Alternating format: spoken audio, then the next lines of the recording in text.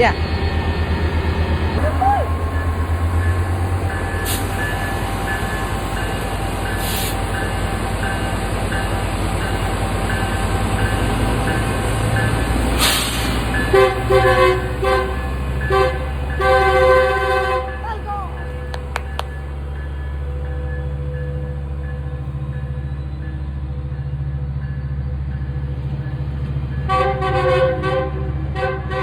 This guy's so happy.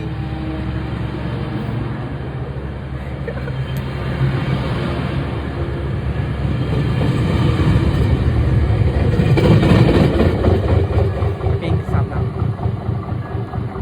So that thing, the right thing.